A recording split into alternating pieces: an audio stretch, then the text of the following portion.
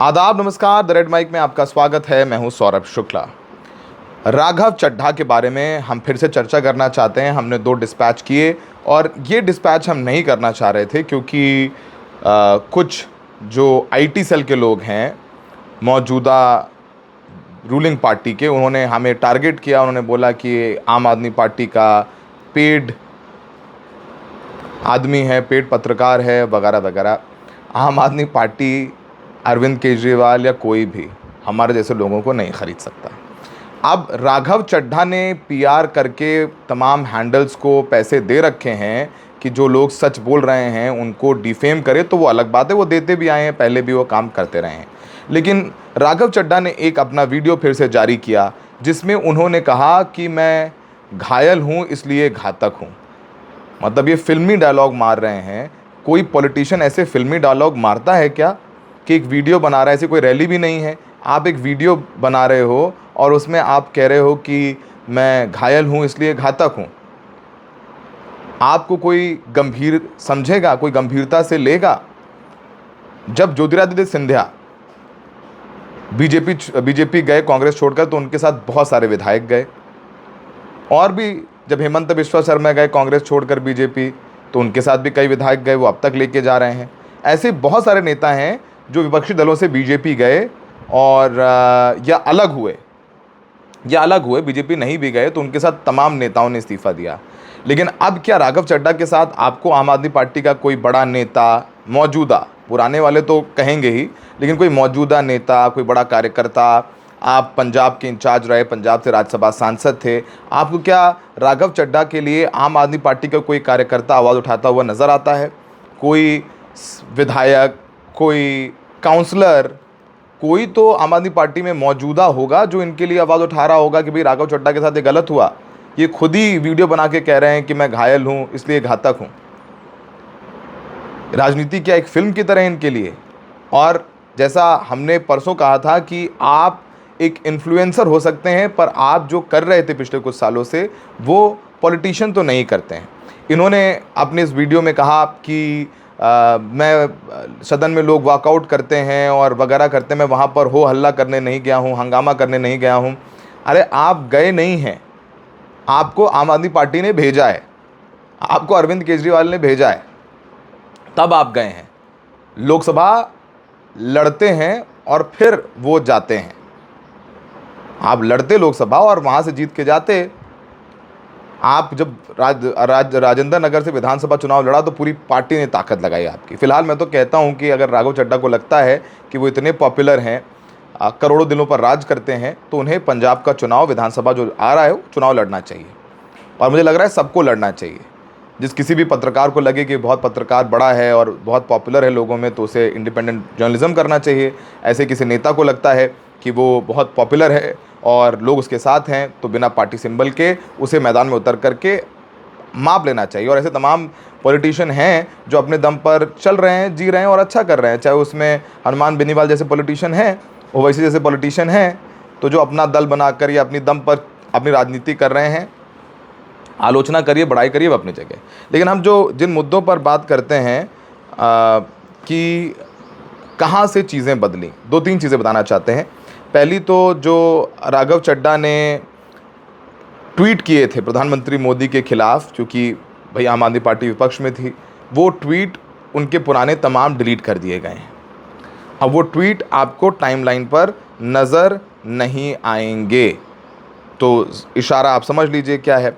अब राघव चड्ढा जो हैं वो कह रहे हैं कि लोग कह रहे हैं कि जब ज्ञानेश कुमार के इम्पीचमेंट की बात आई तो उन्होंने दस्तखत नहीं किए।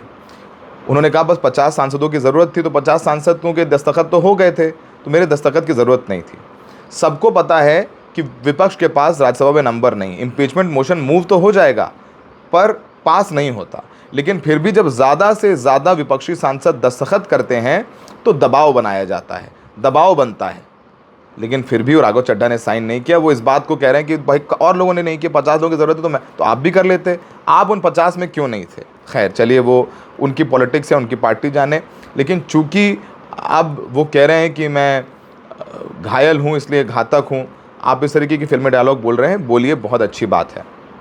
अब उनके पुराने ट्वीट जो हैं वो सारे डिलीट कर दिए गए हैं, जिसमें उनके कुछ ट्वीट्स जो हैं वो बचे हैं, जिसमें 2016 में वो प्रधानमंत्री मोदी को कह रहे हैं कि we stand firmly with PM Modi on Pak, in fact we are the first party to condemn Pak's propaganda, don't feel sheepish और कॉन्साइन स्ट्रीक है। मतलब जो मोदी जी के खिलाफ पार्टी के जो स्टैंड थे वो तो हटा दिए, लेकिन जो मोदी जी के साथ पाकिस्तान को लेकर के आम आदमी पार्टी थी, वो सारे जो हैं ट्वीट उनके वहीं नज़र आते हैं। We stand with you PM Modi, let's expose the dirty propaganda of Pakistan, वो सारे ट्वीट्स हैं, बाकी उन्होंने हटा दिया। बिल्कुल पाकिस्तान को तो एक्सपोज करना ही चाहिए, सब पूरा देश प्रधानमंत्री मोदी के साथ था ऑपरेशन सिंदूर में। बहरहाल अब उन्होंने सारे पुराने ट्वीट अपने डिलीट कर दिए हैं। आप देखेंगे जा कर के तो जो प्रेस कॉन्फ्रेंसेज उन्होंने की, तो प्रेस कॉन्फ्रेंसेज के जो लिंक ट्वीट किए हैं, आप उन लिंक में जाकर नीचे देखेंगे तो वो लिख के आएगा पोस्ट इज़ अनअवेलेबल, जो हम आपकी स्क्रीन पर दिखा रहे हैं, जो राघव चड्ढा के नाम पे प्रेस कॉन्फ्रेंसेज की गई थी खिलाफ। और ये सब सारी जो टाइमलाइन है उनकी आप जाकर देखेंगे तो आप बीजेपी और मोदी सर्च करिए, आपको कुछ ज़्यादा ख़ास नहीं मिलने वाला है। और तुम्हारे पुराने बहुत सारे ट्वीट्स हैं जो उन्होंने किए, जिसको पार्टी के नेताओं ने रीट्वीट किए, आप देखेंगे जा कर के कुछ आपको मिलेंगे, लेकिन ज़्यादातर जो पोस्ट हैं वो अनअवेलेबल नज़र आएंगे। लेकिन इस बीच जब राघव चड्ढा ने ये सब सारी चीज़ें करी तो उसके बाद जो है एक सपोर्ट उनके लिए नज़र आने लग गया। अच्छा, वो सपोर्ट कौन कर रहा है उनको एक्स पर, वो हैंडल्स कर रहे हैं जो भारतीय जनता पार्टी के लिए काम करते हुए नज़र आते हैं। अब जैसे एक सागर खंडेलवाल हैं, उन्होंने एक ट्वीट किया है कि आप spend 24 hours pushing 3 lies about Raghav Chadha, आपने 3 झूठ राघव चड्ढा के बारे में पुश किए। He walked back in and demolished all 3 live, यानी फिर वो वापस आए और राघव चड्ढा ने तीनों जो है झूठ डिमोलिश किए। उन्होंने कहा कि वो हमेशा वॉकआउट करते हैं। फिर उन्होंने बोला सिर्फ 50 सिग्नेचर की ज़रूरत थी, 6-7 आप सांसदों ने साइन नहीं किए। He is MP for the people not Kejriwal puppet, वो अरविंद केजरीवाल के कठपुतली नहीं हैं, वो लोगों के सांसद हैं। Kejriwal did not play chess, he just scored a self goal against his own best player, यानी केजरीवाल ने चेस नहीं खेला, उन्होंने अपने सबसे बेस्ट प्लेयर को जो है वो सेल्फ गोल करके ख़त्म कर दिया, ऐसा उन्होंने किया। तो राघव चड्ढा जो कह रहे हैं कि मैं बोलना नहीं चाहता था मगर चुप रहता तो बार बार दोहराया जाता। अच्छा, यहाँ पर एक ED केस की भी बात हो रही है, जिसकी बहुत चर्चा भी हो रही है। ये कहा जा रहा है कि फरवरी में, चूँकि 2 या 3 सालों के लिए राघव चड्ढा दिल्ली जल बोर्ड के उप चेयरमैन थे, उस वक्त एक ED की रेड होती है, वो रेड होती है फरवरी 2024 में।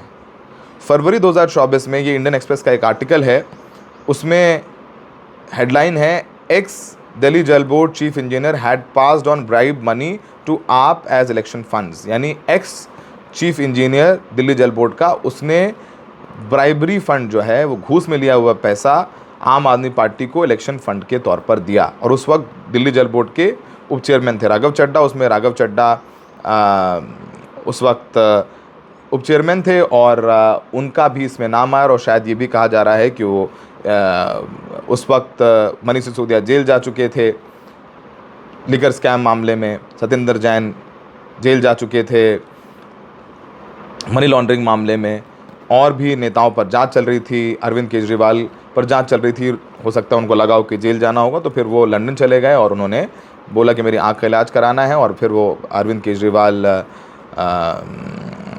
चले जाते हैं जेल, और फिर वो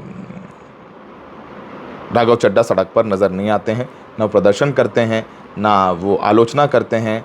अब भगवान जाने कि वो पीछे से क्या डील होती है नहीं होती है, वो हमें नहीं पता। लेकिन जाहिर सी बात है, सवाल तो उठेंगे ही। अरविंद केजरीवाल की ही कमियां हैं कि अरविंद केजरीवाल तमाम पता नहीं ऐसे नेताओं को अपनी पार्टी में बढ़ाते हैं जो उनके साथ ही दगाबाजी कर देते हैं। स्वाति मालीवाल को उन्होंने राज्यसभा दी, और जब राज्यसभा दी तो तमाम नेताओं को बुरा लगा आम आदमी पार्टी के, भाई इनको दे दी हमने, तो इनको तो 2 बार दिल्ली महिला आयोग का चेयरमैन भी बनाया, काफ़ी कुछ मिला, अब राज्यसभा भी दे दी गई। और उसके बाद स्वाति मालीवाल बागी हो जाती हैं।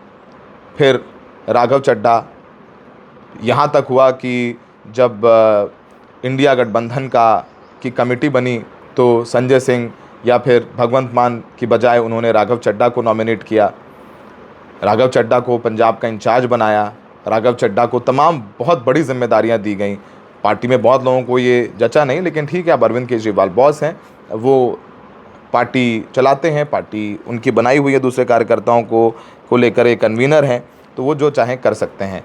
अब जब ये सब सारी चीज़ें हुई हैं तो अरविंद केजरीवाल नाराज़ है राघव चड्ढा को, उन्हीं का ये फैसला था कि इन्हें डेप्यूटी लीडर पद से हटाया जाए और इनको ज़्यादा टाइम अलॉट ना किया जाए। ये भी कहा जा रहा है कि पार्टी से जुड़े हुए मुद्दों को नहीं उठाते हैं, अडानी अंबानी के खिलाफ नहीं बोलते हैं, प्रधानमंत्री मोदी को कटघरे में नहीं खड़े करते हैं, गृह मंत्री अमित शाह को कटघरे में नहीं खड़ा करते हैं, वो गिग वर्कर्स की आवाज़ उठाते हैं, लेकिन वो दीपेंद्र गोयल को बहुत सारी चीज़ें हैं जो इस समय बोली जा रही हैं। लेकिन चूंकि राघव चड्ढा का भी इस पूरे मामले में पक्ष आया है, वो पक्ष भी हम आपको सुनवा देते हैं, जिसमें वो कह रहे हैं कि मैं पहले बोलना तो नहीं चाहता था लेकिन बोलना ज़रूरी है, मैं घायल हूँ इसलिए घातक हूँ, उन्होंने फिल्म डायलॉग बोला है, तो उनका पक्ष भी जान लेना बहुत ज़रूरी है। कल से मेरे खिलाफ एक स्क्रिप्टेड कैंपेन चलाया जा रहा है।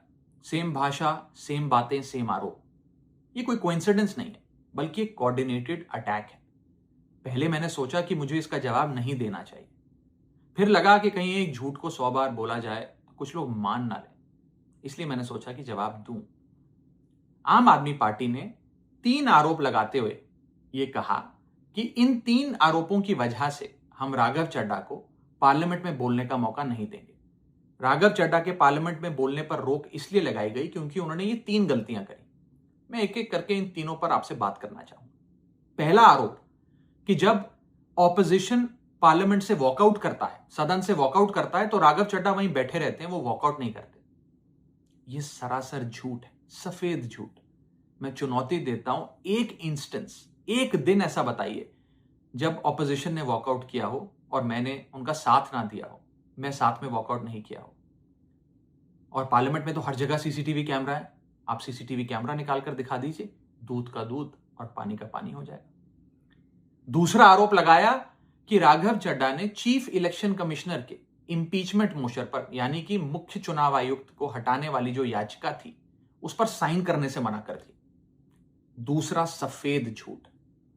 ना मुझे आम आदमी पार्टी के किसी भी नेता ने इस मोशन पर साइन करने के लिए कहा, ना औपचारिक तौर पर कहा, ना अनौपचारिक तौर पर कहा। और आम आदमी पार्टी के राज्यसभा में कुल 10 सांसद हैं, जिनमें से 6 या 7 सांसदों ने इस मोशन पर खुद ही साइन नहीं किया। तो भला इसमें मेरी क्या गलती? खाली सारा दोष मुझ पर ही क्यों मढ़ा जा रहा है? और इस मोशन के लिए राज्यसभा में कुल 50 सिग्नेचर चाहिए होते हैं, यानी कि 105 विपक्षी सांसदों में से मात्र 50 सिग्नेचर से ये याचिका पूरी हो जाती। तो इतना शोर क्यों? और तीसरा आरोप जो मुझ पर लगाया गया वो ये था कि राघव चड्ढा डर गए हैं और इसलिए वो बेकार मुद्दे उठाते हैं। पहली बात मैं बता दूं कि मैं पार्लियामेंट में शोर मचाने, चीखने, चिल्लाने, माइक तोड़ने या गाली देने नहीं गया।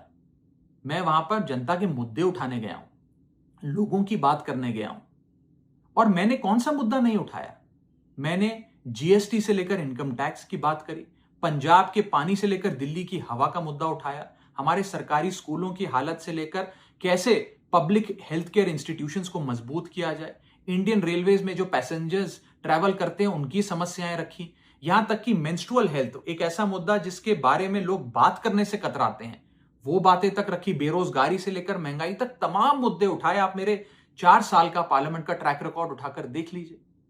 और मैं पार्लियामेंट में इंपैक्ट क्रिएट करने गया हूं, मैं पार्लियामेंट में रकस क्रिएट करने नहीं गया। ये टैक्स पेयर के पैसे से जो पार्लियामेंट चलती है, उस टैक्स पेयर के मुद्दे उठाने में पार्लियामेंट में गया हूं। अंत में मैं बस इतना कहना चाहता हूं कि जो लोग आज मुझ पर आरोप लगा रहे हैं, झूठे आरोप लगा रहे हैं, कि हर झूठ को बेनकाब किया जाएगा और हर सवाल का जवाब दिया जाएगा, क्योंकि मैं घायल हूं, इसीलिए घातक हूं। जय हिंद।